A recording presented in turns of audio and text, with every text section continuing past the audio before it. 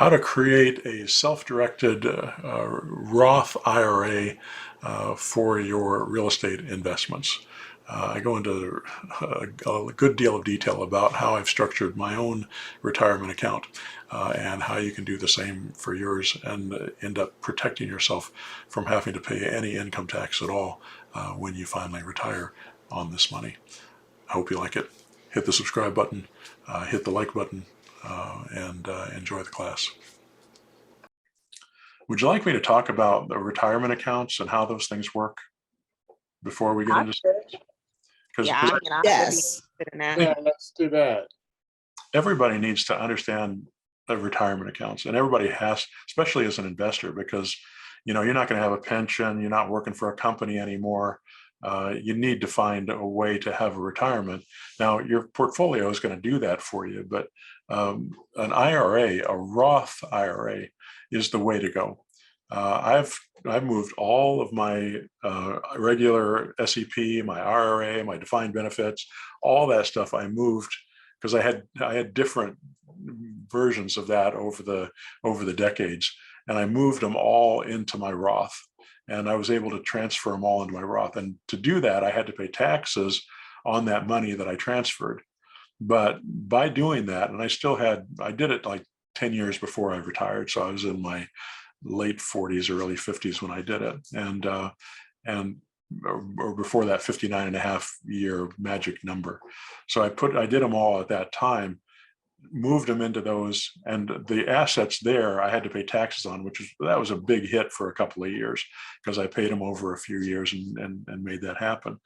But once I got them into the Roth, now they could continue to grow. And over the last 10 years, they've gone up, dramatically. So most of those properties have doubled in value.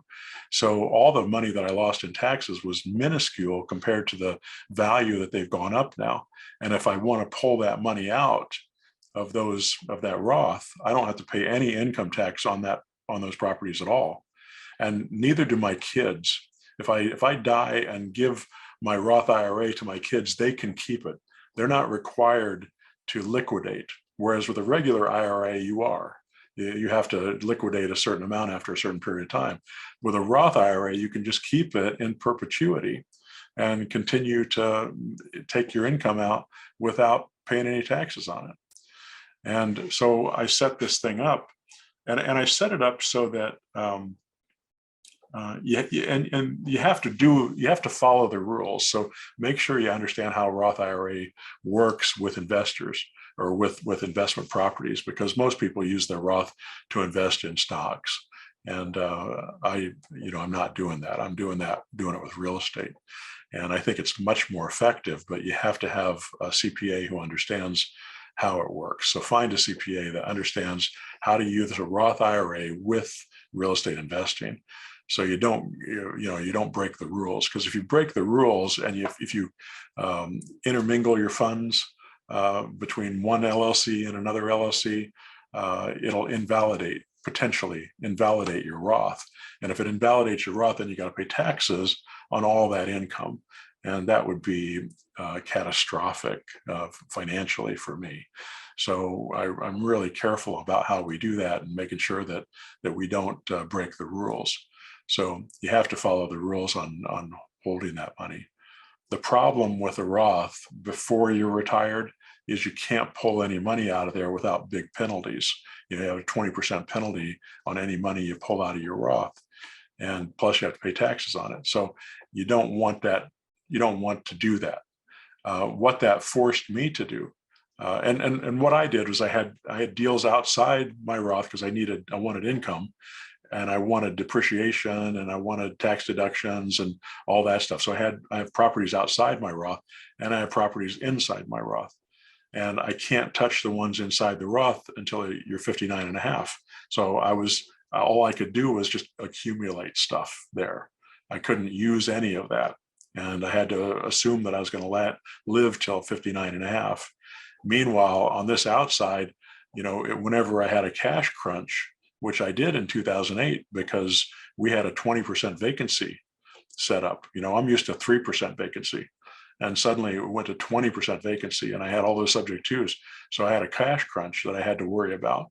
But I couldn't take, and I had a bunch of cash in this, in the Roth, which because of 2008, I was able to buy a ton of properties, but I couldn't buy any of my outside the Roth properties because you can't buy your own stuff. So I had to buy stuff that was outside of my own ownership, which created a lot of complications. But, I also had other businesses that were bringing in income. So I was able to do it, and I had reserves. I always kept reserves on my stuff. So even though it created a cash crunch, I was never in a position where I had any chance of losing that, because I know what losing everything is like, because that's happened to me back in 91, and I never wanted that to happen. So keeping, a cash position is really important to me. I try to keep a cash position all the time, so that I don't have that happen to me. So anyway, always a balancing act. There's this, there's two things that you got to think about when you're building your portfolio. You have to think about asset protection, and you have to think about tax savings, in addition to just regular profits, because profits are important too.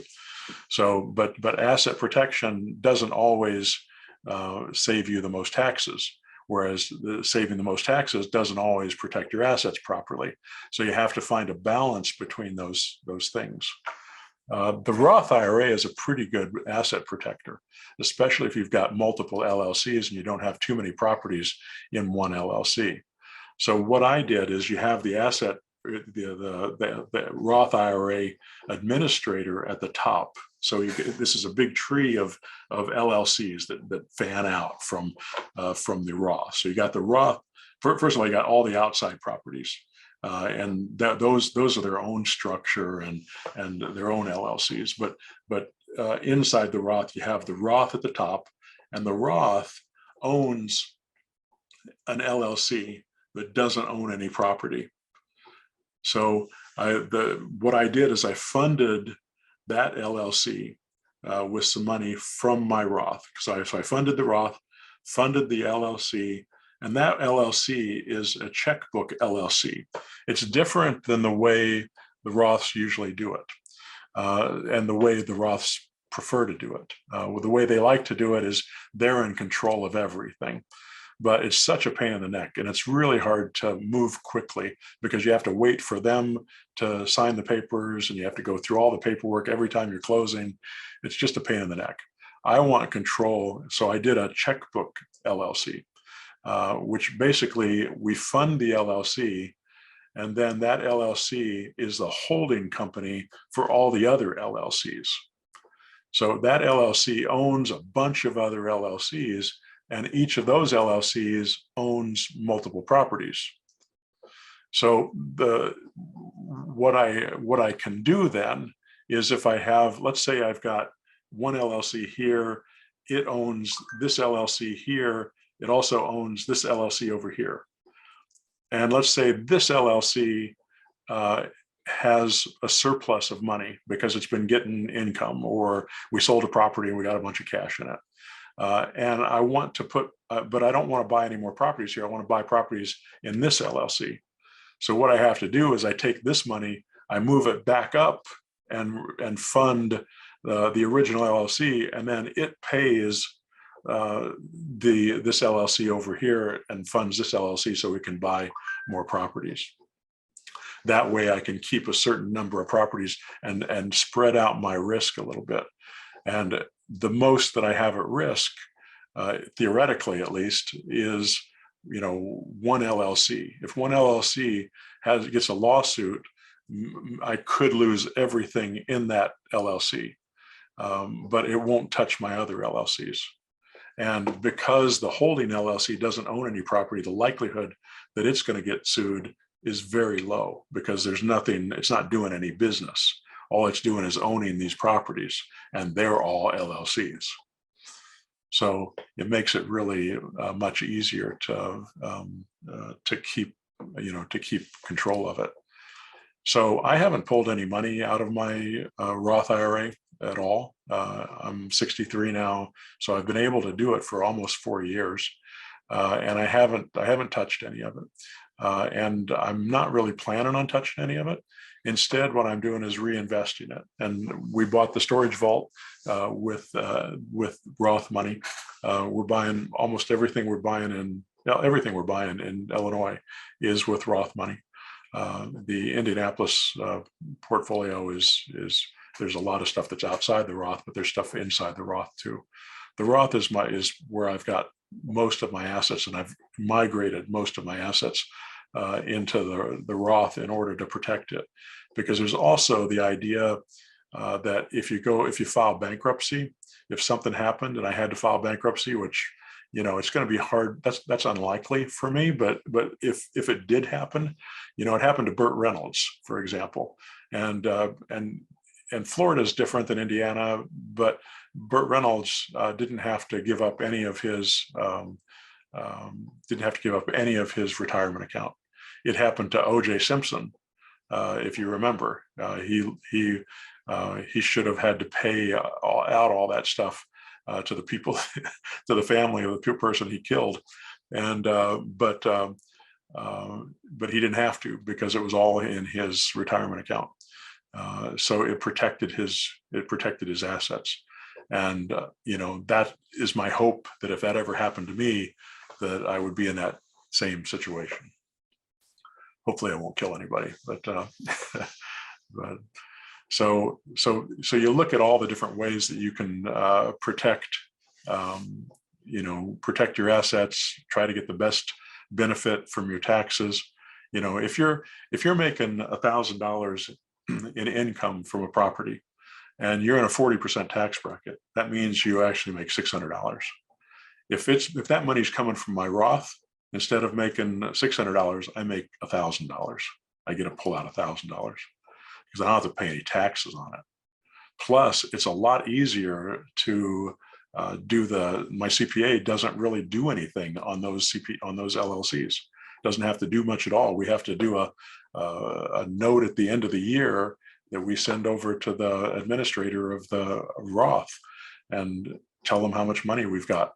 That's basically all we have to do. And then they charge us based on how much money is in the Roth, which can start getting expensive actually as you start increasing your asset base, but it's not terrible.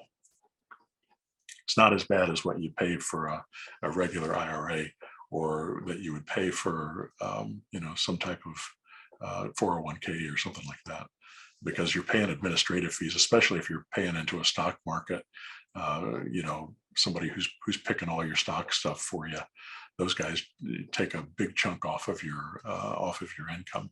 So you're taking 2, 3, 4% of all the income that you're making. And if you don't make income, they take it off your asset, off your base. So they always make money. And I've never liked having other people in control of my money. I've also not liked the stock exchange very much, because it doesn't seem real to me. And I like real estate because it's there. I can go see it. I know what the market's doing. It's tangible. I can control it. So I like it better than that. And don't even get me started on cryptocurrency. So Daniel and I have this argument all the time. I think it's a pyramid scheme, but he likes it. So anyway, so that's a Roth IRA, and that's retirement account, and that's structuring your business so that you can save money on your taxes. And once you're making $75,000 on a business, then you should have an LLC on it, according to my CPA.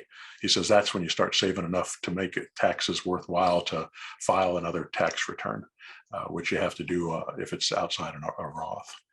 And because you have to file tax returns on all these things. My taxes are big as a phone book, and that's why it's all done on PDF these days. But so hopefully you guys will get into that same position, before you retire as well. Do you have do you recommend like certain CPAs or like how to go about finding the right person? Or do you have like a network that we can maybe schedule consultations with when we get to that point? Or how does that work? I'm happy to recommend my CPA. He's always up for taking new business. He's in Indiana, so you might want somebody who's local though. And so if I was looking for a CPA, and it took me a while to find my guy, um, he's I just kept asking around about people who understood Roth IRAs and how to deal with real estate in Roth IRAs, and none of them, nobody that I talked to understood it. And I finally found this guy, and I said, "I'm going to stick with you because I don't know anybody else that knows how to do this stuff." And he did. There are other people out there that know how to do it. You just got to find people in the real estate community that do that. And I don't think it would be that difficult to find somebody. But again, I'm happy to recommend him if you want to use him, and I'm sure he'd be happy for the business. But it's the CPA doesn't do a huge amount of work. He does the end of the year work, and the bookkeepers are the one that do all the work. So finding a good bookkeeper is more important, maybe not more important than a CPA, but as important as finding a good CPA, because they're going to do the stuff every day. My CPA, she pays, or my bookkeeper, she pays all my bills. I mean, what I do is all the bills that come in, every 2 weeks, I sit down. Usually before one of our conference calls, I'm sitting down and I'm going through all the bills, and I put them into an envelope and I mail them to Tina, and she pays them. And so I don't have to write any checks. I don't have to do any of that stuff. I do pay attention on what's being paid. And she writes reports for me, every month as well, that she sends me, and I look at the reports so I can see how much, what we're spending on our life, and what we're spending on our travel, and entertainment, and what our houses are costing us, all that stuff. So I try to pay attention to that stuff, because if you let things go, they can really get out of hand. So you want to pay attention, especially when you're not, when I go to the grocery and I swipe my card, I'll leave the grocery, and I'll realize I didn't pay attention to how much, how much I spent, because you just kind of get used to just having the money and having it paid off every month. And, the credit cards get paid off every month, and you don't have to really think about that stuff. But when you go back and look at those numbers on the report, you say, wow, that, it's getting a load of groceries these days costs $500, and so it's, you just kind of forget about that stuff when you've got. And I'm not saying this to brag. I'm just saying that this is a place that you can get your mindset when you have, even if you're making six figures, if you're just making six figures, your mindset about how you spend money is going to change a little bit. And when you start doubling that and tripling that and quadrupling that, you're going to start feeling like, okay, I've got a lot of assets, and I'm going to be able to buy just about anything I want. And you can, but you can also, I've seen a lot of people that become wealthy, overnight. Especially this happens to doctors, when they go through medical school, and then they suddenly jump into making a $250,000 a year job from making $50,000 a year, and they feel like they're rich. And they go out there and they just charge up everything. And it's very common for doctors in their first few years to file bankruptcy, because they spend too much money, because they have so much and they think they can keep spending money. And they're after 10 years of education and all that debt, they're suddenly feeling like they're free, and they're not. You have to pay attention even when you have money, because your toys just get more expensive, and your houses get more expensive, and your lawn care, and now you got sprinklers in the yard, and now you got somebody cleaning your house, and now you're going to the expensive dentist, and now your kids are going to the expensive school. And so more and more that you have to really pay attention to that stuff. And I think that having an IRA like this, or Roth, it forces you to put money aside and make sure that you've got an asset base that you're building so that when you do retire, you're going to be able to live the rest of your life. I mean, it seems likely to me that I'll be alive for another 30 years, hopefully more than that. And if I'm alive for another 30 years, I want to make sure that if everything stopped for me right now, that I still have these properties and I could sell them off. And you know, I can, I can do that. I can sell a house off and I can live on it. And I could live more frugally, and I could, take less vacations and all that stuff. And I could get through that without major pain. And not everybody can do that. And I know that. And I feel blessed and fortunate. And it didn't come without paying attention. It didn't come without hard work, but I also got lucky. And, I was given a lot, as far as brains and position and privilege. And, even though my parents didn't have any money, my dad worked at the power and light company. So, but, so anyway, I'm just saying that you can do this too. And I know that there's going to be struggles, and it's just a matter of getting down to work and making it happen, and then starting to build it and pay attention to it as you build it, and learn more and more as you go. And as long as I'm doing this, I'll be around to help you. As long as you want to be a part of what I'm doing, I'll be around to help you and give you advice and help you build this. Because the first 6 months in this program, you're going to be focused on just trying to make your first buck, just trying to do your first deal. And what I find is that it's the second year, the third year, that's when you're building this portfolio. And, that's when it starts getting exciting.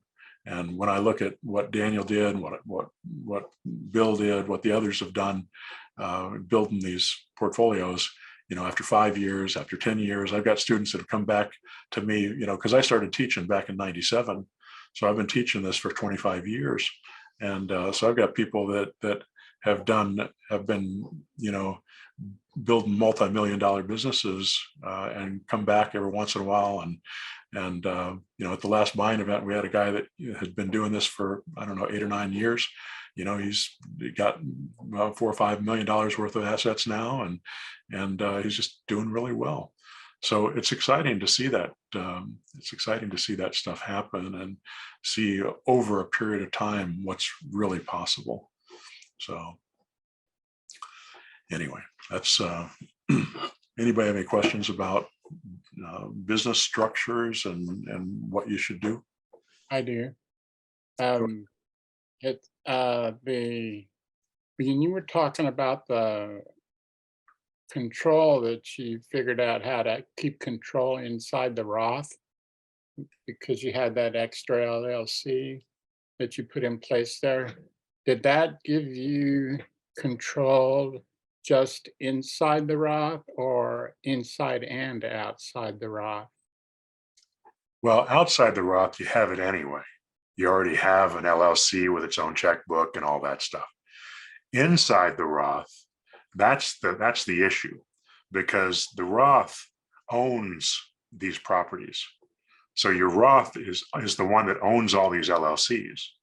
And typically the Roth, it would be LLC owned by the Roth, and all the paperwork has to go through the Roth administrator. So when I buy a new property, they have to sign off on it. They don't have to approve it. They just have to sign it. But that means that you got 1, 2, 3 days of paperwork that has to go through them, and everything gets delayed. Whereas with me, I can just send a wire and buy a property. I can do that in an hour and buy a property. So, and that's what having checkbook control. So what you might want to do is look up checkbook, what I call it, checkbook control LLC, Roth checkbook control, something along those lines. And if you go to The checkbook administrator that I use is Pacific Premier Trust. They used to be called Pensco. And they're pretty inexpensive to get started. And they have lots of training and information that you can get for free. And they have people that'll answer your questions. If you call them, they'll answer your questions. It's really a nice service for what they charge. The What, other what- one is Equity kind of what Trust. it's not clear to me is using your Roth money or to invest outside of the Roth. Do you have control to do that? No, Okay. you got to invest inside the Roth.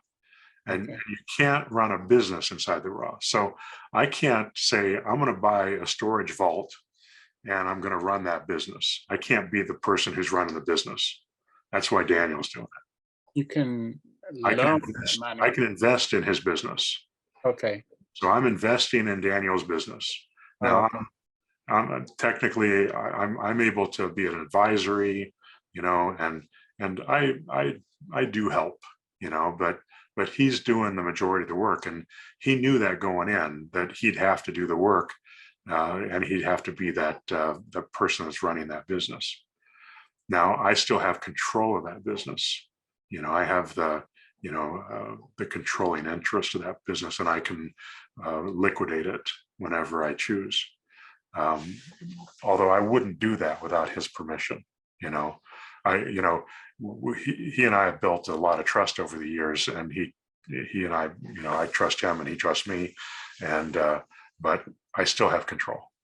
Okay. So ultimately, if there was a dispute, it would be me that had control, me that can make the decision. And I think that you should build your business in that way, especially if it's your cash, and especially if it's your retirement, because I want to make sure that I get that retirement money so that I can live on it eventually. Good. Okay. I get it now. Mhm. Thank you. It's really worth doing, and I think that a lot of there are some other questions. There are also other questions about doing Roths and whether or not they make sense. But I think the way that I've done it, it makes a lot of sense, especially if you're doing properties that are going up in value dramatically or making income dramatically. So you can't go buy a property in a Roth without cash unless you buy it with a non-recourse loan. So you can't go get a loan to buy properties inside a Roth. You have to get seller financing and do non-recourse loans. So if you do subject to, that's a non-recourse. So you can do as many subject twos in your Roth as you want. And then as they go up in value, then your Roth expands dramatically, even though it didn't cost you anything to buy those properties, because you can only put a certain amount into your Roth. So it makes it very difficult to buy more properties for cash. But eventually you start building a lot of income and value into that Roth, and you have a lot of cash in your Roth, and then you can buy the cash properties. And that's what I've been doing, because I've been able to the Roth has built cash, so I have to do something with that cash. I can't just leave it there. I want a certain amount to protect myself, so I have a cushion, but you have to then reinvest that money, and you can buy free and clear properties, or you can buy land contracts as long as they've got a non-recourse clause in them. So you put a non-recourse clause in your land contract, and which is great, by the way, because I can go to my seller and say, yeah, we have to have this clause because I'm buying it through my Roth. And that clause is they can't come after any of my other properties. So the only recourse they have on that loan is that property itself. There are actually entire states that are non-recourse, like California is a non-recourse state, but Indiana is a recourse state. If I default on a loan here, they can go after my other assets unless I have a clause like that in the deal. So I have to have that clause in every deal that we do because it wouldn't work in my Roth without it. There's also a thing called UBIT, what is it? Something, I can't remember what it stands for. I can't remember what it stands for. What it means, what it is though, is you have to pay taxes on income that was made on borrowed money.